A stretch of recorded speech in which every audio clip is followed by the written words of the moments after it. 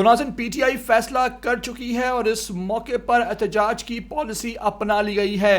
पिछले 3 दिनों से तवातर के साथ खैबर पख्तूनख्वा के तोलो अर्ज में एहतजाज हो रहा है। हमने देखा कि पहले चारसद्दा में जलसा हुआ, फिर खैबर में जलसा हुआ और आज कड़क में पीटीआई ने मैदान मार लिया है। इस मौके पर खैबर पख्तूनख्वा हमेशा की तरह इमरान खान के साथ खड़ा हुआ है और माजी हो या हाल हो, खैबर पख्तूनख्वा के गयूर आवाम ये बता रहे हैं कि वो किसी सूरत इमरान खान का साथ छोड़ने को तैयार नहीं है। इसी सिलसिले की कड़ी में आज कड़क में जलसा था, जहां आप देख सकते हैं कि आवाम का एक ठाटे मारता हुआ समुंदर सड़कों पर उमड़ आया।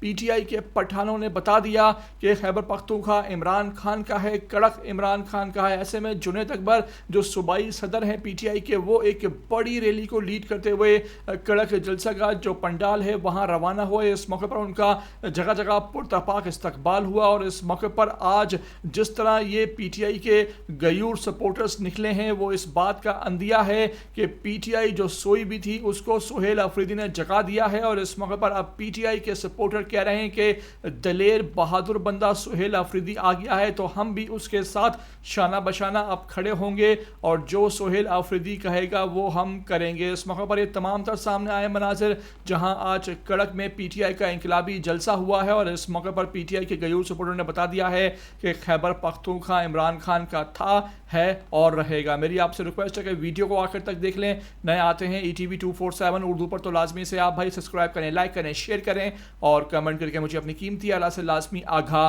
ज़रूर कर दीजिएगा।